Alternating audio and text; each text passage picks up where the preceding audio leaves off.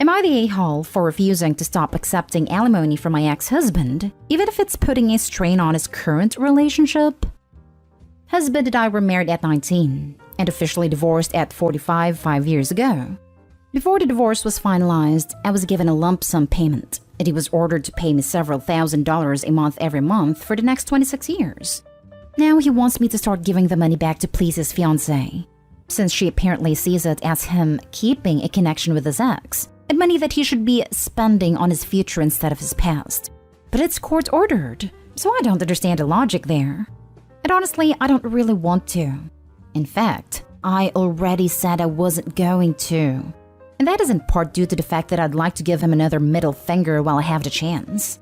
Basically, it's just to spite him.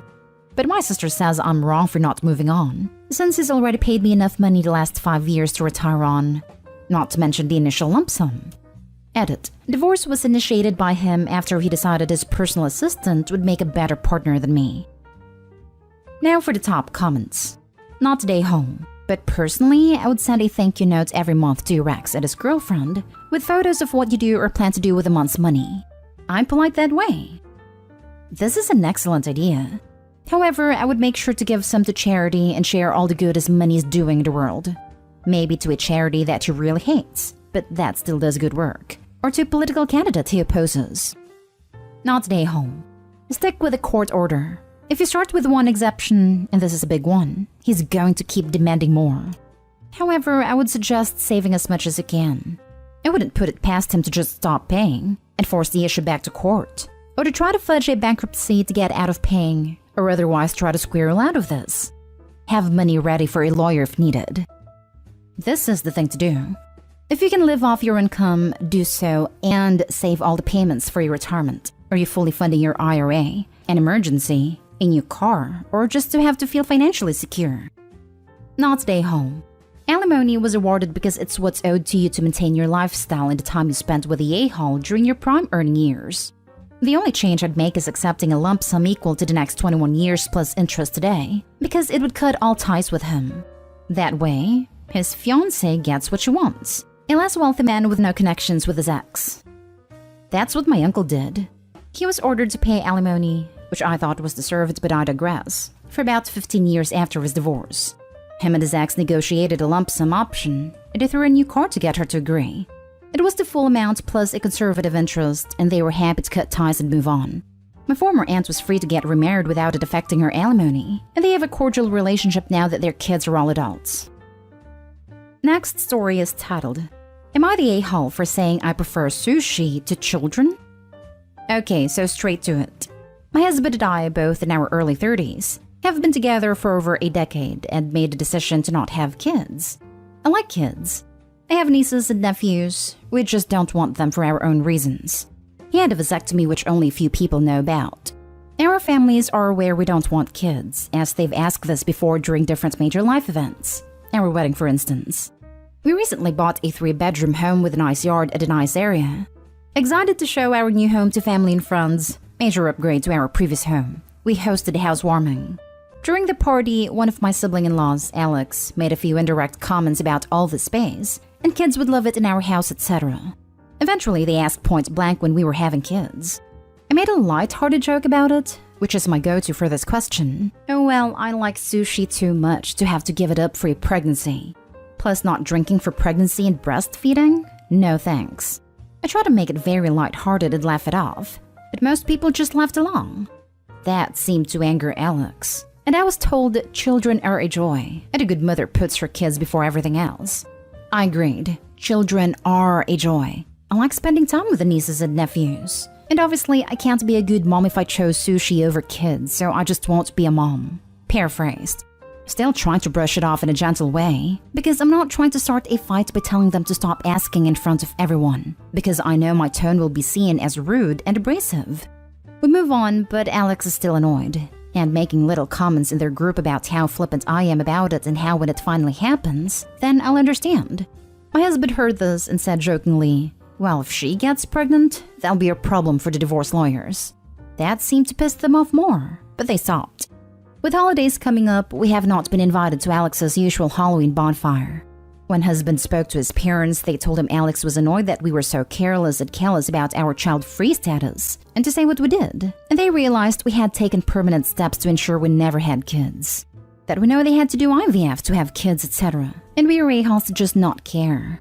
I feel bad because they did do IVF and lots of fertility treatments to have their kids, and even then they still had a few miscarriages. Can't imagine wanting kids and struggling to have them and then deal with miscarriages. But at the same time, I'm so tired of justifying living with my life how I want. Am I the a-hole? Not the a-hole. A good mother puts her children before anything else is a really weird thing to say to someone who isn't even a parent. Your non-existent children have more rights than you. An adult and a very much alive woman. Alex, probably. Way too many kids in foster care to force women to give birth to children they don't even want. This thinking makes me sad. Just because they had difficulty having children don't mean they get to judge you for choosing to not have children. Regardless, they also don't get to bring up the topic that act hurts when you give an honest, non-offensive answer. I empathize with people who have difficulty having children, but that empathy stops the moment they start acting like the rest of us are obligated to have kids, simply because of their problems. You don't get to be mad or offended by someone else's choice not to have kids. And especially not when you're the one who keeps bringing the issue up in the first place. Not today, home. Play stupid games, win stupid prizes. Alex was being nosy and rude, and you treated their obnoxious intrusion into your personal private lives with far more grace than it really deserved. I was trying to be polite so I didn't embarrass them in front of both our families and friends. My friends did say I should have just been rude and made them feel like jerks for prying. In a less large social setting, I'm faster to shut it down. Next story. Am I the a-hole for telling my ex that if he's so concerned about Christmas, he can buy our daughter her gifts? I have a 14-year-old daughter, Alice. Her father, John, and I are separated, and as far as dads go, he's not the best, but he claims he tries, despite not having so much as sent her a birthday card since she was 6. I recently injured myself and I'm currently not fit for work. So I'm now getting disability payments that is about 3 times less than what I was earning in my job. So we're on a pretty tight budget, and I'm not able to save for Christmas this year as I normally do. My daughter told me she wanted a Nintendo Switch and a few games for it for Christmas back in August. I asked her around this time to start saving. And even though she's disappointed that it's not a viable option anymore, she understands that we're on a budget and that she needs to choose something on the lower end of the price spectrum. She managed to find a second-hand 3Ds that comes with games, including ones she wanted for the Switch, for a really good price, and she's happy with that. She casually mentioned to her father, in one of the video calls he actually answered, that she wasn't able to get her original gift idea, but she found a more cost-effective one, and she's happy with it. He asked to speak to me, and when my daughter brought me out her phone, he started berating me, saying I needed to return to work so my daughter can have the Christmas she deserves.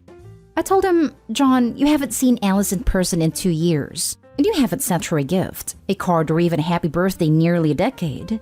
If you were so concerned about our daughter getting the Christmas she deserves, maybe you can pay the court-mandated child maintenance that you haven't paid in 5 years. Or you can buy the presents yourself since you claim to be earning $1,000 a week. He hung up the phone and texted my daughter saying not to call him for a while as he's extremely angry. She's glad I stood up to him, but she's upset that he doesn't want to speak to her and is angry with me because I caused that. Am I the a-hole? No. Who the hell does he think he is talking to you like that when he doesn't even do the bare minimum? Also, he's going to punish your daughter because you called him out? What a prick. Not the a-hole, and neither is the daughter, even though the dad is trying to pin it on her as well. You need to get with the courts and make sure they know he isn't paying. They know. But he lives in a different country, so not much can be done. That sucks. I'm sorry. Definitely have a talk with your daughter, though. She's 14. She knows it's not your fault, but she's angry and can't express her anger at the actual person she's mad at. More than just having a talk, see if you can get her in therapy. This might not be the budget currently, but there might be a school counselor. Or once you can work again. My husband has an absentee father, and it does damage, and she could use some help with that. I don't know if your daughter is in a place to hear this yet, but it is probably time you have a talk with her about gaslighting and victim blaming. Not that she is guilty of it, but her father's using it and she's falling for it.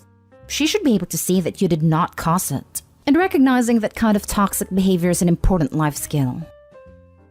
Next story. Am I the a-hole for telling my half-sister that my daughter isn't named after her? My parents gave me and my sisters L names. Say Lisa, Laura, and Lucy for an example. I had minded my husband's daughter when we were 19, and 2 years later, my family learned that my dad had another daughter, our half-sister who was 6 years older than us. Half-sister was Mara. When Mara started getting to know everyone better, she started to feel left out because of the whole name thing, and she told us she was changing her name, which happened to be my daughter's name. I wasn't happy, but I also wasn't in a position to tell her not to. But now she likes to tell people my daughter was named after her. I asked her to stop saying it a few times, but she never gave up saying it and didn't even acknowledge that I had asked her to stop. Then a couple of weeks ago, she brought it up around my kids for the first time, and I told her to stop. That I never named my daughter after her. That she chose the name for herself after my daughter was born, and after we met her. That she needs to stop saying it or we're going to have bigger problems. She said I was always the sister she felt the least close to, and she thought it would bring us closer together. But I told her she went about it in the wrong way. That we were hardly even acquaintances when she chose to do it, never even spoke to me, and then expected me to just go along with her lies. She was upset and called me a witch. My dad told me I shouldn't have treated her that way, and that I should be honored she did what she did instead of being annoyed by it. He also told me I'm going to make it harder for us to be closer. I told him that isn't the most upsetting thing to me in the world. Both say I was too harsh when I corrected her so strongly. Am I wrong? Not today, home. You are simply saying the truth. Your half-sister is lying to herself and everyone around her. You are correcting her. I simply can't understand that there are people like that. I've got people like that from my life because I can't stand liars, especially when the lie isn't necessary. It's not even a white lie. It's merely to inflate her importance to the family. Not only is she lying, but that is creepy AF. How do you just take your niece's name and then claim someone named a kid after you? I would have kept my distance if someone, sibling or not, did that.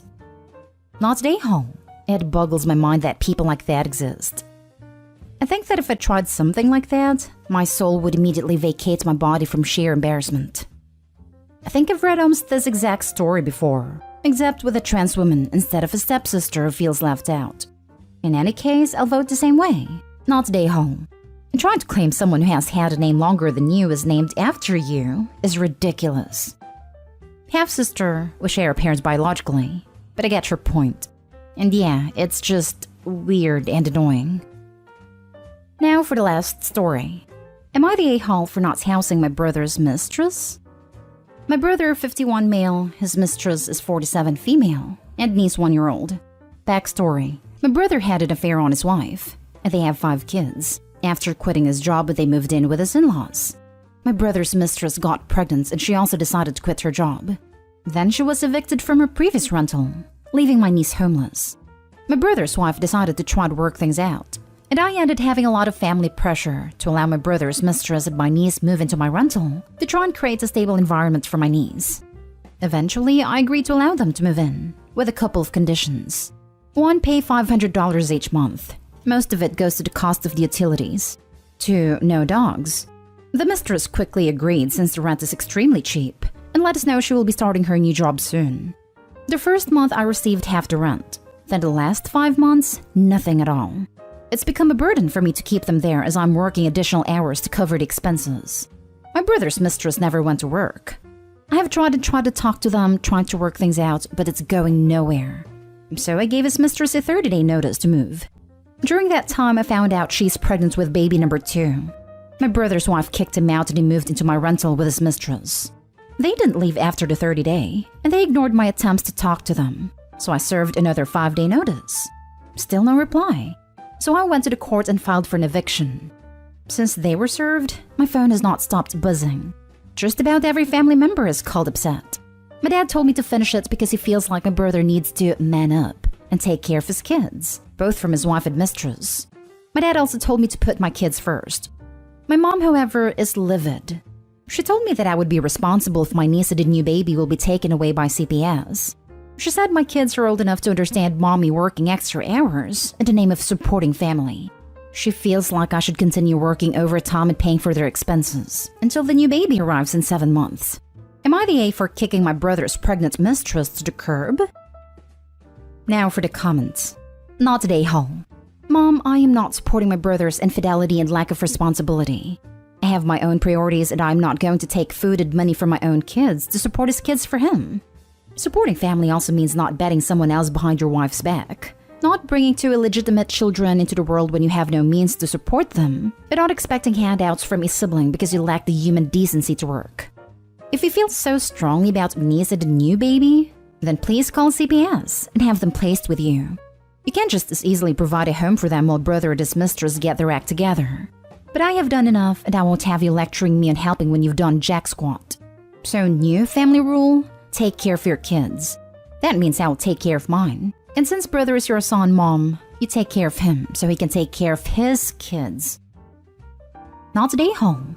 And I'd be telling Mummy Dearest that if she feels that strongly about it, she can house them and pay for them herself. He's her son after all.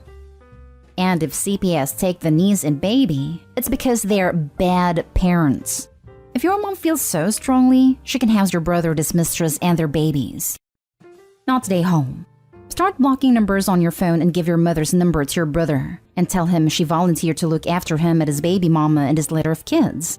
If your mom complains, tell her you only signed up to look after your kids. End of. Not today, home. And if your mom is so concerned about him, she should get another job and pay for brother and his inability to keep it in his pants. Or she can let them move into her house. Your kids need their mom. Am I the a-hole for refusing to have anything to do with my ex's son's graduation?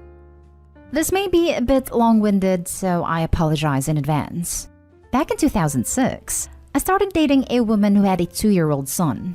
While we were together, I formed a special bond with him, and it wasn't long before he started calling me dad. It actually got to the point where I spent more time with him than her. In 2009, we broke up. However, I continued to take her son every second weekend. Even years after the breakup, he still considered me his father. We did the things he enjoyed, played video games, watched movies, went to the park, etc. He always had a blast. Meanwhile, he started forming a bond with his mom's now husband and started calling him dad as well. Needless to say, dad number 2 didn't like the fact that I was dad number 1. So he started saying he didn't want me to take the son anymore. My ex, being the terrible person that she is, decided that instead of just helping us all come to a solution, decided to fill the kid's head with a bunch of lies about me. This was all just before Easter 2017. She told him that I was a deadbeat who owed her thousands of dollars, refused to find a real job, threatened to have dad number 2 deported. He's from the Philippines, and never wanted anything to do with him in the first place. Absolutely none of this is true. Unfortunately, the son believed it, and with that was the last time I ever saw him. At first, we were able to talk on the phone, but as he got older, that started coming to an end as well. Now it's been almost 2 years since we even spoke. We effectively have no contact whatsoever. It was devastating having to deal with all this, but I've accepted it and moved on. Anyways, this afternoon, I got a call from my ex. She told me in no uncertain terms that since he's graduating this year, it's my duty to contribute at least $500 to his graduation present and show up at his graduation gathering, if we can have them by then. I told her not a chance in hell. She chose to fill his head with crap, leading him to choose to not want anything to do with me.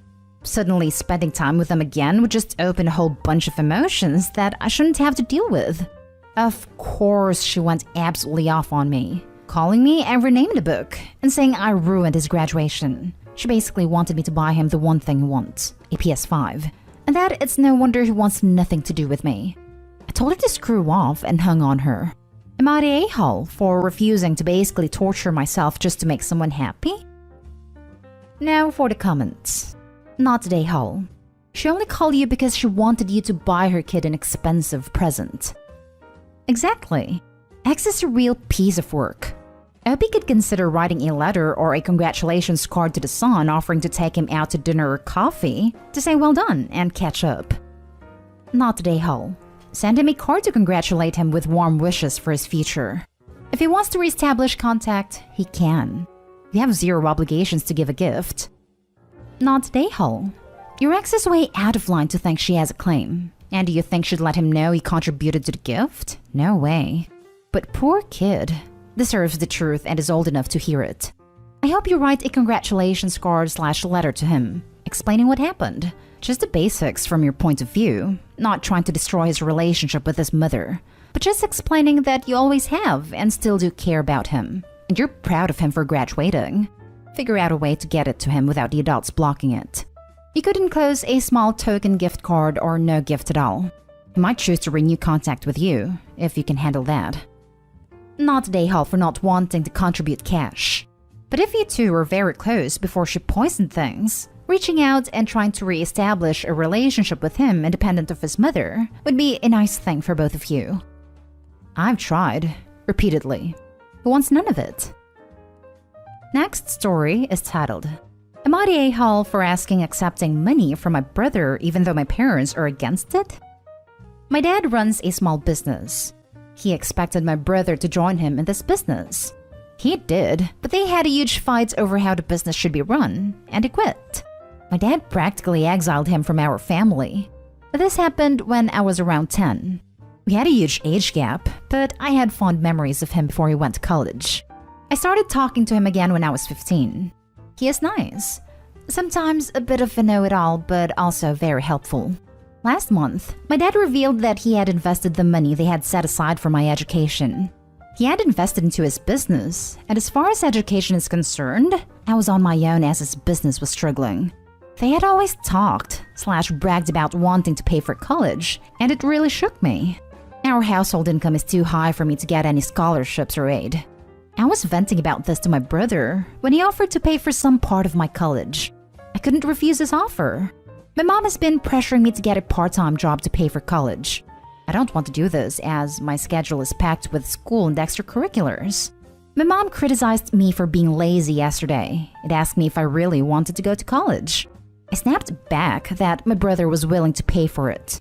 All hell broke loose after that. My dad doesn't want me to accept the money. My mom is talking about how it would hurt Dad, how my brother will use it against them and mock them for it. I feel a bit guilty as I know that he will rub this on their face the first chance he gets. But I feel I am being a bit greedy by ignoring how this will hurt them. Not day-haul. The reason kids from high-income families can't get financial aid is because their parents are supposed to have the resources to pay for it. If your parents aren't willing to do this, and they're also the reason you can't get aid, then they really have no right to complain about how you pay for your education, even if that means accepting gifts that they don't want you to accept because it makes them feel bad. Not day-haul. Sounds like your dad made a bad investment and left you in quite a pickle. Although, don't just accept the money. Make sure you talk to your brother about the conditions. Are there any caveats to borrowing the money? Are you expected to pay him back? Do you have to pay interest? Is there a certain time frame in which you have to pay him back?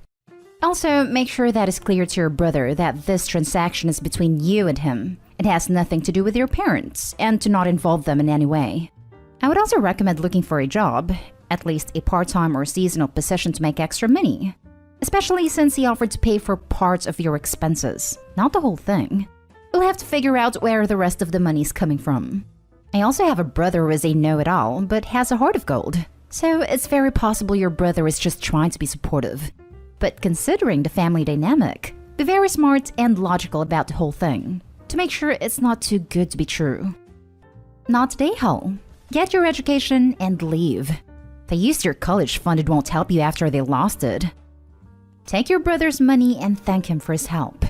Figure out how to rearrange your schedule so that you can work to get personal income to pay for your necessities, including schooling. In other words, you need to get a job and find a way to get scholarships and aid. Do the research. I was venting about this to my brother when he offered to pay for some part of my college. He's only paying for some part of your college expenses. So figure out how to get the other part through your own efforts. Not day-haul. Next story. Am I the a-hole for refusing to have a relationship with my half-sister? I am a 15-year-old girl who has a dad who is a serial cheater. He has had 3 girlfriends, and each girlfriend has 2 children with him. Anyway, my dad slept with various women, even when he was in relationships. And because of that, he has many other children we don't know of. Once I was with my mom at a grocery store when I was 11, and one woman openly stalked us until my mom pushed me aside to speak with her. She was one of my dad's affair partners asking for help because my dad refused to accept that the child was his. I didn't know about any of this until recently another woman came to me and told me that I have a half-sibling who is 5. She told me I should have a relationship with her, and that her and I should be friends, so that my dad may notice her as well and accept her. I have a lot of social anxiety, so I don't think I can just start a forced relationship with someone 10 years younger than me. And to be honest, I really don't want to have to help her.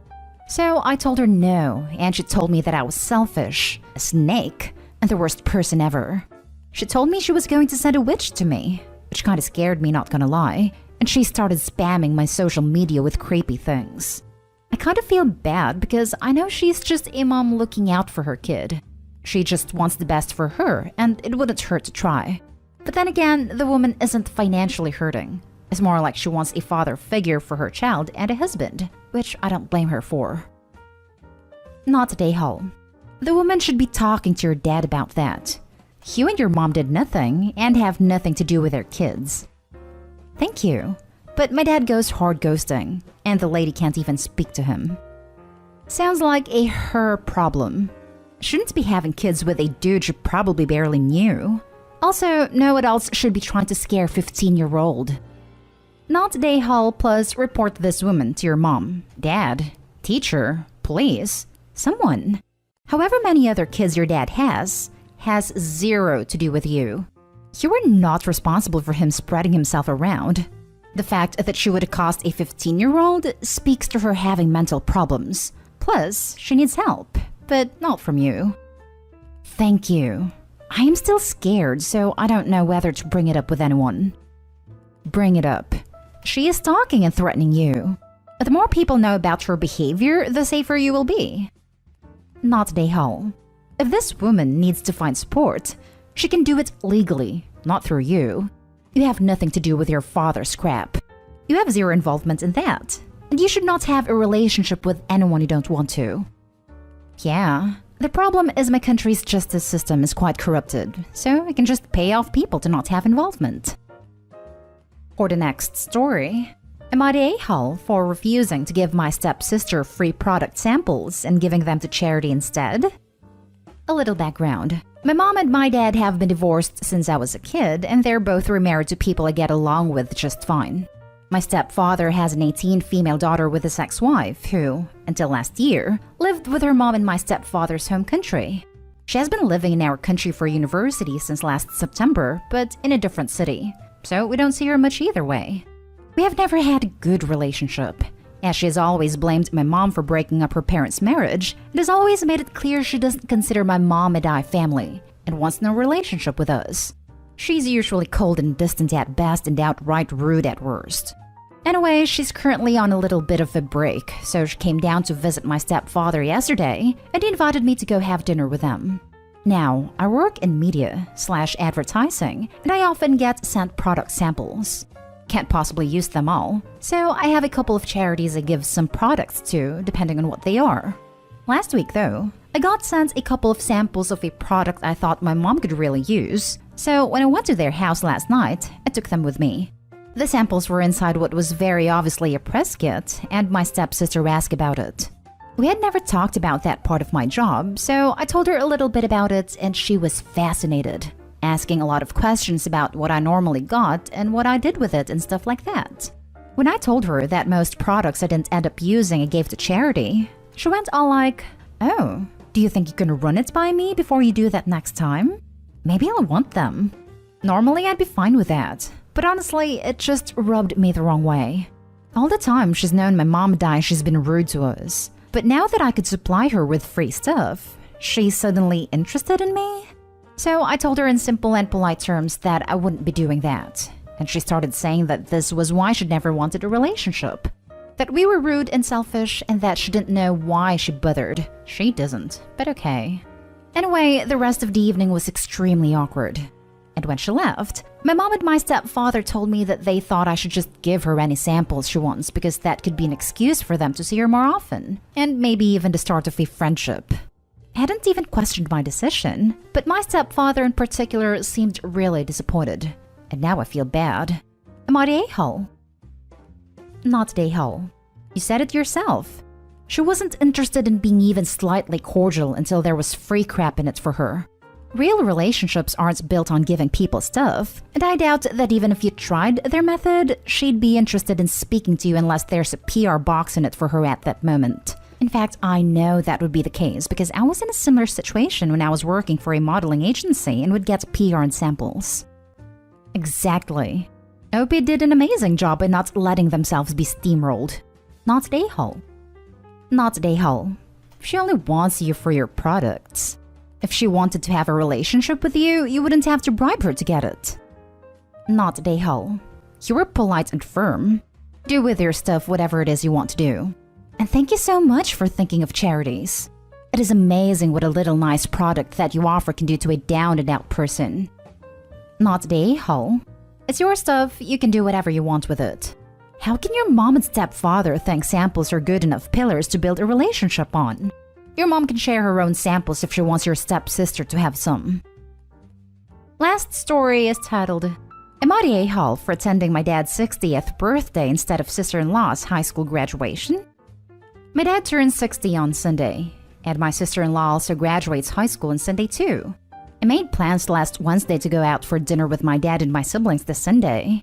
My mother-in-law informed dear husband and I this Wednesday of graduation happening this Sunday. I kindly told her that I had plans with my dad, and we can stop by before the ceremony and take pictures with sister-in-law in her cap and gown, etc. That's when my mother-in-law blew up. She started coming at me aggressively and asked the following. Mother-in-law, so dear husband can't come to his sister's graduation? Me, well, he can do whatever he wants, I just won't be able to make it. Mother-in-law, I just feel like a high school graduation is more important than a birthday that can be celebrated literally anytime. Me, well, he actually turned 60 on Sunday and is golfing Saturday with my brothers. Mother-in-law, you can see him literally anytime. Me, I haven't seen my dad since Christmas, and Sunday is his literal birthday. And then it kept going in circles like that until dear husband finally stepped in and reiterated we see sister-in-law, or neighbors with our in-laws, all the time, and he didn't really care to attend. For context, my dad lives alone and has been feeling lonely and sad lately. I would feel horrible if I missed his birthday. Rescheduling is hard because my brother works nights and has to sleep Sunday until his son's football game at 2, and is meeting us for dinner at 3:30 and going back home, an hour away, before returning to town again for work. Sister-in-law's graduation ceremony is at 2 p.m., an hour from the restaurant. She's also having a graduation party at a later date, which we will attend.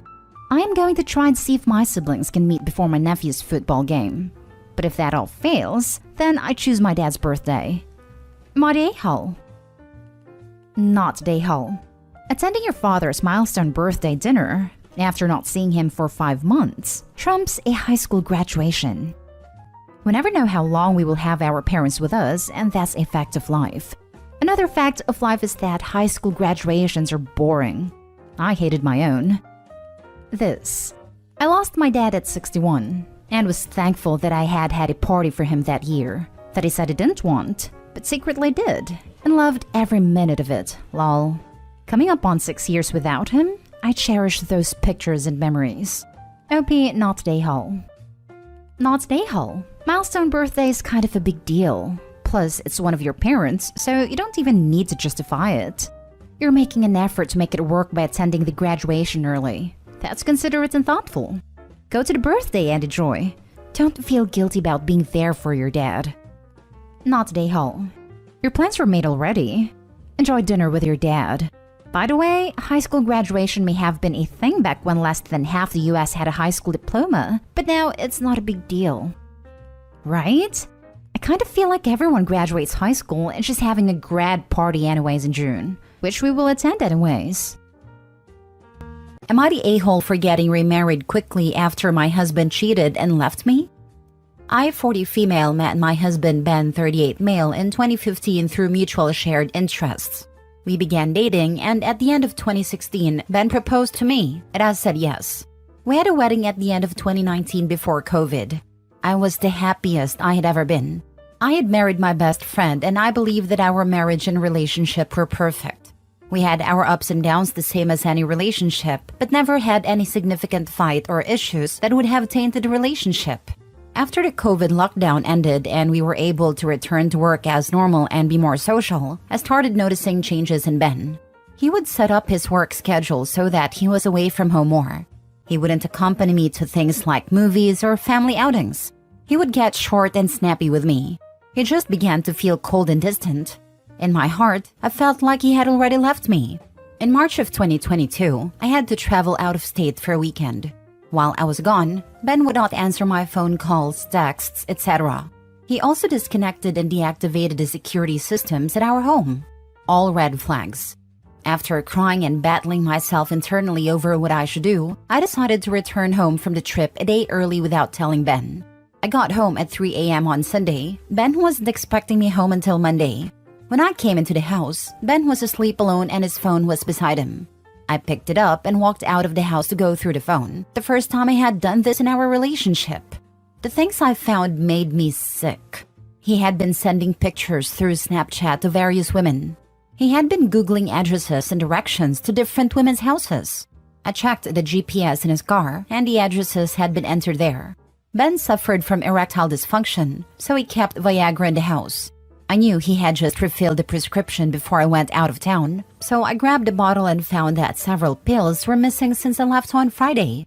His screen time showed hours and hours logged in the messenger and phone, but he had deleted all phone call records and text messages so that I could not see who he had been communicating with.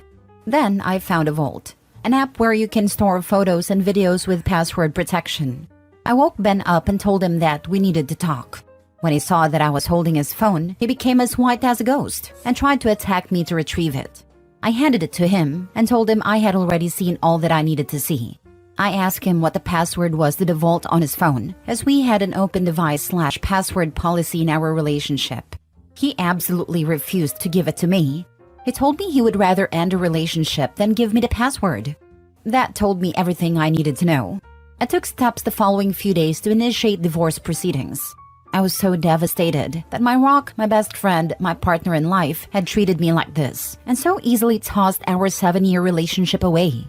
I went into a state of depression. I could not eat and lost close to 30 pounds, could not sleep, missed several days of work, had to go to counseling and take medications to try to feel normal.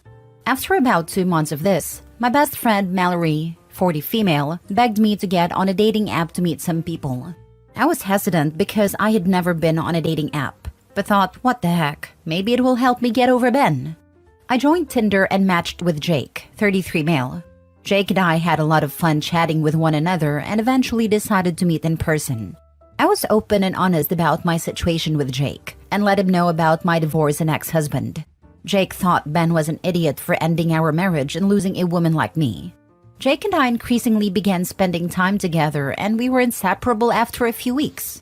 A few months later in the summer of 2022, Jake asked me if we could be exclusive. In December of 2022, Jake surprised me and asked me to marry him. I was a whirlwind of emotions, but I said yes. Of course, this news made it to social media and that's when I began hearing from Ben again. Ben contacted me to let me know that it was embarrassing to him that I have moved on so quickly, and that I was publicly engaged. He was also upset in my choice of partner as he made sure to let me know that he did not approve of Jake for me. I don't even know why he cared, because he cheated on me and ended our marriage. Jake and I got married in 2023 at a tropical destination wedding. It was beautiful, and Jake went above and beyond to make it special for me. Ben reached out to me again to let me know that I looked like the cheater in our relationship because I moved on so quickly and got remarried. So, am I the a-hole for moving on and remarrying quickly after my ex-husband cheated on me and left me? Now for the top comments. Not a-hole. Stop harassing me. If you are that concerned about my reputation, I'll happily share the screenshots to clear up who cheated. Yep, perfect social media post. Hey everyone, my ex has expressed concern that because I remarried so quickly, people might get the wrong idea and think I cheated. I appreciate his concern and want to set the record straight. It was, of course, Ben who cheated. Often, recklessly, without remorse. That's what probably made it so easy to move on so quickly. That and the fact that I've found the true love of my life with Jake. Thanks to Ben for his concern about my reputation. Please feel free to message me if you want photos or screenshots from the debacle. Not a-hole. Ben doesn't get a say in your life anymore. It's wonderful you've found happiness. Ignore Ben and block him. Yep, Ben is embarrassed that OP moved on to someone else so quickly after they split? Maybe he should have been more embarrassed that he moved on to several other people while they were still married. Ben is scum. Pay him no mind and be happy, OP. And none of them wanted him.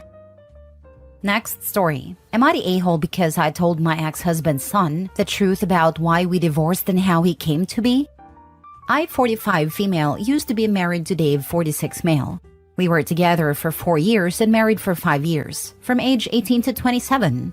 I thought the relationship was going well until I discovered Dave was having an active affair with Carol, who was 25 at the time and is now 43.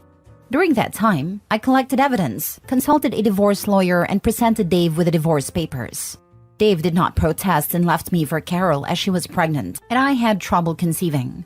As the divorce proceeded, I discovered I was pregnant. Through my moral judgment, I decided to keep the baby and have primary custody, as Dave was enamored with his new fling with Carol. I would give birth to a healthy baby boy in Mark, and Carol would give birth with Nate. Dave would initially deny paternity of Mark, but with DNA test, it is proven he is the father. The boys would grow up to become friends and have a solid relationship despite the tense nature of what transpired between Dave and me. The boys are now 17 and entering their senior year of high school. Nate was over last weekend and seemed different, as his mood was sour and he seemed upset. Sitting down with him, I asked what was wrong, and though he appeared apprehensive, he opened up to me about some relationship problems he had been going through. His girlfriend of 2 years had cheated on him, and he was having trouble dealing with the drawbacks of it. He asked me whether or not two individuals could reconcile after infidelity. I was honest with him and said that it depends on the individuals, though it was often better if both parties moved on, as trust between the two had been broken and was not easily repaired. He seemed to take the answer in stride, but then asked me a question I wasn't sure I was prepared for. Is that what happened between you and my father? I confirmed that it had, which is why Dave and I divorced, that his father cheated on me with his mother, which resulted in his birth. He seemed conflicted and responded, so it's all been a lie? I asked him about that statement, and apparently his father said that I cheated on him. I corrected him on that point and stated the reason for our divorce was infidelity on his father's part, and I had evidence for it. He thanked me for the conversation and said he needed to go home now as it was getting late. I wished him safe travels and thought nothing else of it until a few hours later when I received an angry phone call from Carol blasting me for why she argued with her son. He went home to have it out with his father over the situation, but he wasn't home yet and couldn't wait. He had a very contentious verbal spat with Carol, calling her some unpleasant names I would not repeat. Now she is calling me a homewrecker. Oh, the irony in that statement. And that I'm an a-hole for poisoning her son's mind. Am I the a-hole for what I discussed with him? Edit. To clarify and answer some common questions I've seen. 1. Nate and Mark know they're half-brothers from a young age. I share custody with Dave, as he would have Mark on the weekends and some holidays. I edited to clarify the relationship, as some were confused about how Nate didn't know he had a brother, but he did. 2. I never discussed with Nate in explicit detail why I and his father didn't work out, as it only came up in that particular conversation. I explained it to Mark at one point when he entered high school, and I asked him his opinion on myself dating at this point, as he is getting older but has a relationship with his father to an extent, and he seemed fine with it. 3. This will be the last time I update, as this was meant to be a throwaway account and posting. Please take my experience as you will. Hopefully it may help or intrigue someone. He's been poisoned with the truth, not a-hole. He was poisoned with lies. He is detoxing on the truth. Detox can be rough, but the end result is a healthier person. I guarantee you that boy already knew. Born extremely close to a half-sibling, and your mom and dad are divorced, but your dad and stepmom aren't. Plus, mom and stepmom don't get along. Not that hard to figure out, especially if/when the relatives are whispering behind closed doors and acting suspicious when the topic comes up. Not a-hole. 1. The victim never has to stay quiet so the villain can save face. 2. Never let someone lie on you, especially when they're attacking your character. 3. What is done in the dark always comes to light. And the audacity to cast as her villain. She's the innocent person and wounded party. How freaking dare they lie about her character? And she's supposed to stay quiet? For what? She owes the kid the truth. Last story. Am I the a-hole for telling my fiancé that my little brother is more important than him at our upcoming wedding? I'm 30 female and I'm currently 2 months pregnant with my first child and engaged to my fiancé of 3 years, James, 31. For a little background, when I was 15, my parents had my brother, and 5 years after, while I was 20 and Matt was 5, my parents and Matt were driving home when they got into an accident, resulting in my parents' death. After the accident, I was completely destroyed and devastated, but I had to pull myself together to be there for my brother. And the following month, I buried my parents, and with the help of my aunt and uncle, I applied for guardianship of my brother. It took about 7 months before I was approved. I had to get a stable job/income, which I did. Proper housing for me and my brother, which I did by using money from my inheritance to buy a house, and other little things. But in the end, I got my guardianship of my brother. It was hard at first, working while looking after my brother. It's easy now, but there are still its ups and downs. But I would do it all over again for my brother. I met my fiancé when I was 27 at a gathering and we just clicked. After 3 months of dating, he proposed to me. At first, I said no because I still have my brother to take care of. But after thinking, I said yes. And we agreed to wait until we were financially stable. In the beginning of this year, we wanted to tie the knot since I got pregnant and didn't want my baby to be born out of wedlock. And we started the preparations and the wedding is happening in October. But from what happened last week, Saturday night, it looks like there isn't going to be a wedding. There were many issues where we fought and resolved. For example, the wedding date, the date my fiancé wanted for the wedding was on my brother's birthday. I had no problem with that. I wanted to throw my brother a big party because he was turning 14. So I offered the week after, in which we argued and he even ran to his mother to try to convince me. But I stood my ground, stating my brother's birthday is important to me and him. There was a little more fighting, but we ended up resolving it. Then there were the roles I wanted my brother to play in my wedding. At first, I offered my brother to be his best man, but he said he wanted his best friend. I said okay. Then I said ring boy. He would hold the rings on a little pillow and bring it up to us. But James said he wanted his nephew. I said okay and left it. Saturday morning, I was watching this TikTok video where the bride asked her male best friend to be her man of honor. And I thought it was sweet, so I decided to bring it up to him. When he came home, I was in the kitchen while my brother was at sleepover at his friend's house that Saturday night. As he entered and sat, I said I have the perfect role for Matt. Him, what is that? Me, I thought he could be my man of honor and then both wedding parties coming out as couples. They can come out as singles. Him, what? Me, man of honor, or I will call it my brother of honor. It will be lovely. Him, but I thought you wanted my sister to be your maid of honor, so that can't work. Me, I never agreed to this. And what about my brother? I want him to play some role in my wedding. Him, I was thinking he could just be a guest and sit in the rows. I was completely shocked. I wanted my brother to be in my wedding and not some side guest. I didn't know what to say. He wanted to put my brother on his sidelines. His whole family was playing some part of the wedding, and most of the bridesmaids were his cousins. Only 2 were close friends. But this he couldn't grant me? I stopped what I was doing and told him no. It was my wedding too, and I want my brother to be my man of honor. And he started that his sister was better, and my brother would be guest, and he didn't want children in the wedding parties. I completely lost it and started arguing with him from one thing to the next. Since Saturday, he hasn't come home, only sending his brother to pick up some of his stuff. And his mother and sister have been blowing up my phone that I'm a selfish woman, and so what if my brother is a guest? So the last time they called was Wednesday night, and I went crazy in both of them, using language I'm not proud of. But I end a call with, yes, my brother is more important than him at his wedding if it's happening, and I will never put him in front of Matt. So I'm effing sorry, and to let James contact me to talk things out. Now for the top comments. Not the a-hole. Pump the brakes on marrying this man baby, who runs home to mommy when his temper tantrum doesn't get him what he wants. Then he has his family gang up on his pregnant girlfriend. He does not care about you, your wants or your needs. He's selfish, self-centered, manipulative, a bully, abusive, and honestly, a complete tool. It seems you're only marrying him because you don't want your child born out of wedlock. Please reconsider. His mask is slipping, since now he's trapped you with a pregnancy and next a marriage. This is what abusers do. You need to talk to your brother and see if your stupid baby daddy has been saying anything to him, like threats, or how things are going to be when he's the man of the house. Based on what you've said, I bet he either has or has some grand plans as to how life will be in your home. And for the love of God, do not put that man on the deed on your house. In fact, if you go through with the marriage, get a prenup. Bet he loses his mind when you do.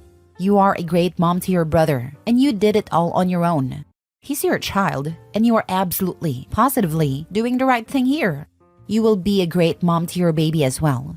If you marry this man, you'll just be parenting another child. This man is 1000% going to toss your brother's things on the yard the second your brother is 18. He does not care about what you want. It's all about him. Leave him with his mommy for 2 weeks, and just notice how much easier your life is.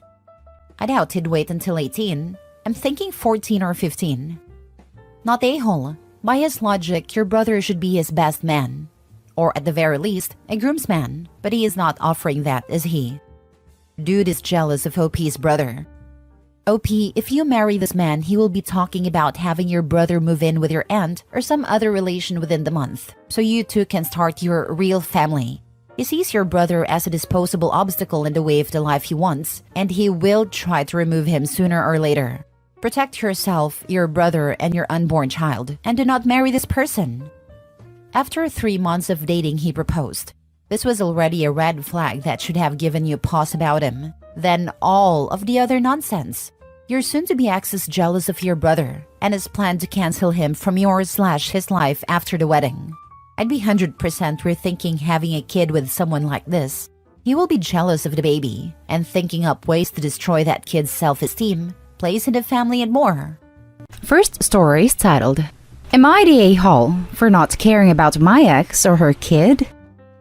I was married to my ex for 12 years. Married for 8 of those years, and I thought we had a great relationship. However, that was proven to be a lie when I found out our child wasn't actually mine. The child was a little under 1 year old when I found out. The little girl was diagnosed with an inherited genetic disease that not my wife nor I had. So, after a genetic test, I was told I wasn't the father. I left her almost immediately and wished her the best of her life and hoped her daughter would do well. During the beginning of the divorce, I was served with a summons for a child support case. My lawyer told me since I acted as the father for a fair amount of time, I shouldn't be shocked if I'm ordered to pay. I wanted to fight, but I wasn't worried. I had a good backup plan. Long story short, the real father wasn't found and I was ordered to pay. She smiled pretty big after the hearing, and I was upset admittedly, so I told her I'd send her a check before garnishment kicked in. I liquidated all my assets pretty quickly. Took a loss on some things, but hey, I'm still young. Called my parents and they got my room ready, and I moved back home. In my home country. I sent my ex a picture of me smiling back home, and told her best of luck. I've gotten a few calls and letters regarding the support, but they got blocked or tossed in the trash. I don't think I'm the a-hole here. I didn't cheat and she's not my child. Some people argue about the bond, but I can't say I had a strong one considering I was ready to walk the second I heard about what was up. What does Reddit think? Am I the a-hole? Now for the top comments. Not the a-hole. I'm honestly amazed by all the "you're the a-hole" ratings you're getting. She knew damn well the kid wasn't yours and still had the audacity to go to court for child support. Good on you for leaving behind all that BS. Completely cut him out and move on with your life. She made her bed with her actions and lies. She can now lie in it. You are in no way obligated to pay up for a kid that's not yours, OP. I doubt anyone in your position would still stick around. I wish you luck on a new happy life. I think it's cool that nobody talks about how to treat someone like that is horrible. What is the problem with people? Is playing with someone's life and putting a child in the middle okay? Considering how young the child was when you found out, I'm going to say not the a-hole. She won't even remember you. Lucky for you, you found out so soon on. What on earth is up with a system that will order you to pay child support on a kid that isn't yours, that you've only been raising for about a year though? They don't want the mom getting SNAP, I guess. Please don't shoot the messenger. Just giving some info based on what I learned from working with a family law firm/lawyers. Basically, The law isn't looking at what is fair to the parents, and more at what is best for the child. So, if you've been caring for a child for a year, their question is, how would it be beneficial for the child to lose a parent/financial stability? If you can't find a real dad, you somehow have to argue that it's detrimental to the child for you to continue being in its life, even if it's just financially. Which, as you can imagine, is pretty difficult. It sucks. But the system needs a huge overhaul, and I don't think a lot of people with the power to do so want to get into it. Not an a-hole because I don't agree with a system that allows someone to be liable after being lied to. I would commend you if you were still there for an innocent child, but I think the system isn't fair. Now, for the next story. Am I the a-hole for not giving my wife her daughter's address so she could see the newborn? Hear me out, please. I'm a 46-year-old father who lost a daughter, Molly, years ago to brain cancer. Molly's death broke me. She was my only child. I'm no longer who I was before this tragedy. I married my wife when my stepdaughter, Sarah, was 15. Sarah had issues with her mom. Her mom would kick her out over small arguments. She kicked her out for getting a haircut, for failing one class, and other reasons. Every time she'd bring her back home and tell her to learn her lesson or she'd be kicked out. One time, her mom kicked her out over a diary at 17, and Sarah had enough and didn't return. She started working. I remained in contact. I just couldn't let her struggle, so I tried to help her financially, but she refused. She's incredibly independent and a hardworking person. She reminded me of Molly. I decided to help in other ways. I got her a better job opportunity by calling someone I knew at the time.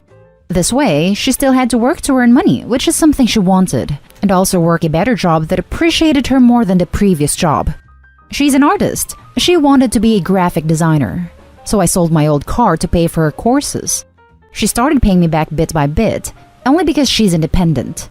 She lived with her then boyfriend, now husband, and paid for other things. My wife didn't try to mend things. She disowned Sarah the day she got married, but I stood firm and told her that I'm free to talk to Sarah and she should respect that. I attended gatherings with Sarah from time to time, and she calls me dad in front of other people, whereas in the past, it was just my name. This sounds crazy, but I believe this all happened just so I could meet Sarah and have a chance at being the best father that I could be. She's now 22 and just had a baby girl a few weeks ago. I visited several times and we talked. She told me that it was unfortunate that she lost her dad, but was glad she has me in her life.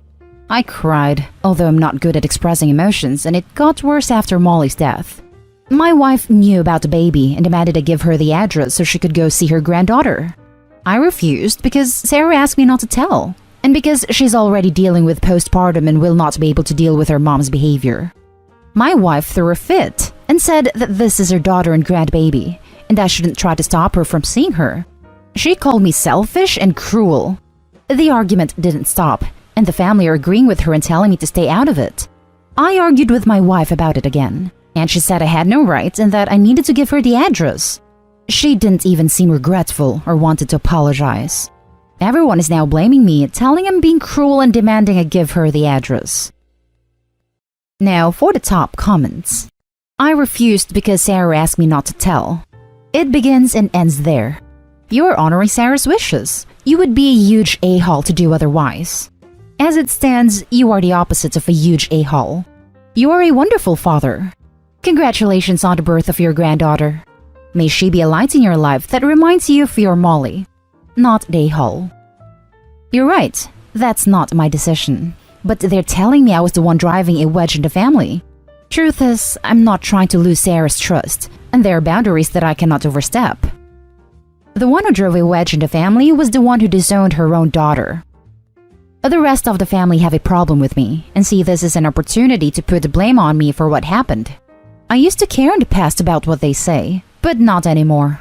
After everything I've already lost, losing them is in fact a blessing. Not the a-hole, and in the kindest way I can muster, get a divorce. Agree. Divorce the wife, keep the daughter. The next story is titled, Am I the a-hole for reminding my ex she has no say in where my son goes to school? A little background info. My ex and I broke up when she got pregnant with my son Vincent because she left out one tiny little detail during our time together. She was married with kids. She and her husband almost divorced. I fought to be in my son's life and got sole custody in the end. My ex still has visitation, and Vincent has met his other 4 half-siblings who are around the same age as him. Vincent just turned 5, and I've started thinking about elementary school next year. A few of my friends' kids and my sister's kids all go to the same private school that starts with pre-K to high school. Honestly, I've heard so many good things about this place. It's not strict like many other private schools around here. The classes are small, the teachers are very attentive. My nephews have been there for years and they love it. I've been there before for school events too. It seems like a wonderful community and I feel like my son would benefit a lot coming here. When my ex came to see Vincent, I mentioned the school and she got very defensive. She said she didn't like the idea of him going to a private school, and there's nothing wrong with public. Which, I agree. I grew up going to public schools. However, this place would be very beneficial for him, and I told her as such. The more info I gave her, the more pissed off she seemed to get. Finally, she said she doesn't want him going there because she really wanted Vincent to go to the same school as his half-siblings, and sending him somewhere separate would mean they spend less time together. We started arguing. She was set on him not going there, and I eventually told her I'm the one who gets to make these decisions. So she has no say in any of this, and I'm only telling her as a courtesy. She got really quiet and started crying. She said I didn't need to rub it in her face, and she's only thinking about Vincent spending less time with her side of the family if he goes to a different school. She called me some very unkind names and left.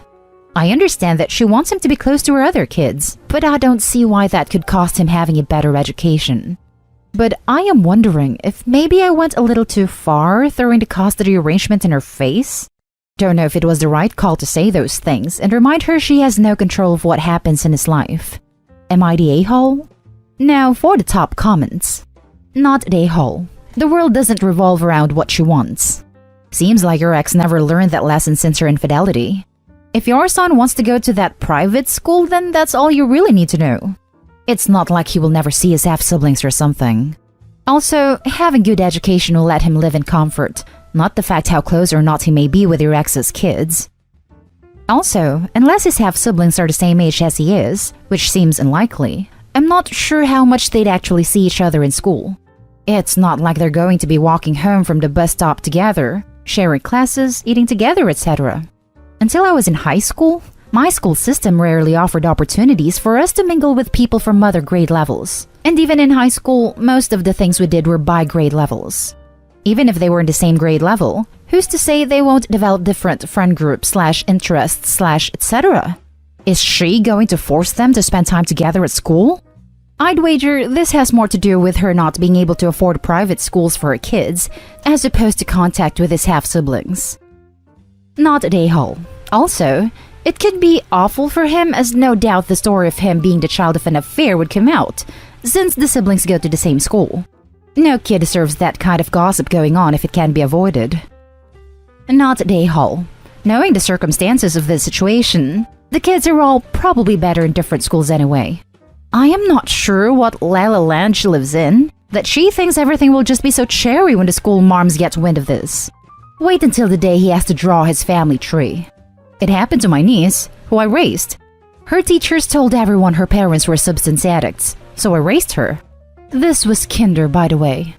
The custody arrangement reiterates and sets precedent that this is your decision. This is tough love, but better to implement it now. I did the same with my niece's parents. Sorry, but messing up so bad gives you zero say and zero credibility. Also, how does someone with 4 kids have time for an affair?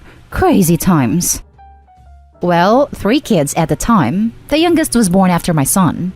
And honestly, I worked crazy long hours with barely any free time, so I'm sure that made having an affair easier for her since we didn't see each other too often. The last story is titled, Am I the a-hole if I allow my daughter to change her name? I, female 29, have a daughter, female 10, with my previous partner, who sadly died when my daughter was 1. When my daughter was 3, I began dating my now husband, Matt, male 34, who has 2 boys, 10, 11, with his ex-wife. I've had a great bond with his kids since they were little, and I've always tried to make it clear that while I know I'm not their mom, I'm another person who will always love and support them. My husband is a fantastic dad, and my daughter is incredibly close to him. Last year, we had our first child together, one male, and my daughter, Mia, has brought up a few times that she's now the only one without Matt's surname. I spoke to her about it, and she explained that it sometimes makes her feel like she's not really part of the family. It was pretty heartbreaking as we've always tried to keep her dad's memory alive, but reassure her that it's okay for her to love Matt as a dad too. It's obviously something that is playing on her mind as she came home from school last week and asked me if I thought Matt would adopt her so he could be her dad too. Matt and I spoke about it, and although he said he would adopt her in a heartbeat, we felt we should wait a few years until she's older and can understand the gravity of the decision. I suggested we add his surname to her own instead, and Mia loved that idea. Matt spoke to the boys to make sure it was okay with them, and they were excited about it. She's the only girl, so they have a very sweet relationship. They went to dinner together and she wrote a letter asking him.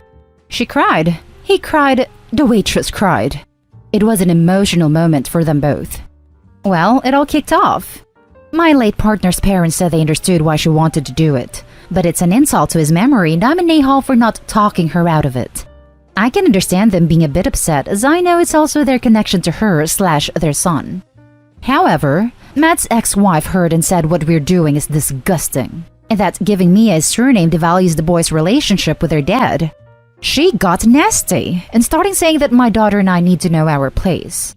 I've always done my best to be civil with her, but even I lost it and told her that she lost her right to have any input into Matt's decisions when she ditched him for another guy. I accept that as kind of an a-hole move, but don't come for my daughter. Matt stands by our decision 100%, but now I'm wondering if any of their comments are valid. And if Mia ultimately decides she doesn't want Matt to adopt her, whether I'll be an a-hole for supporting her. She's so happy about it, and I don't think I can bring myself to take that away from her. Edit. Sorry, should have made it clear that we're hyphenating her surname. It'll be up to her if she wants to use the hyphenated version in day-to-day life, or just my husband's and the other as a middle name. Everyone who matters is on board with the name amendment. All due respect to her previous partner's parents, but Mia keeping his name solely will not bring him back. He lives on through her living on and being happy. That is his legacy. A rose by any other name would smell as sweet. No respect to your current husband's ex-wife. Her attitude stinks. Not a-hole. You are completely right. Thank you. Note: do not hyphenate. Just add it as a second surname without hyphenating it. When a name is hyphenated, you must use both on any legal documents, bank accounts, credit cards, etc.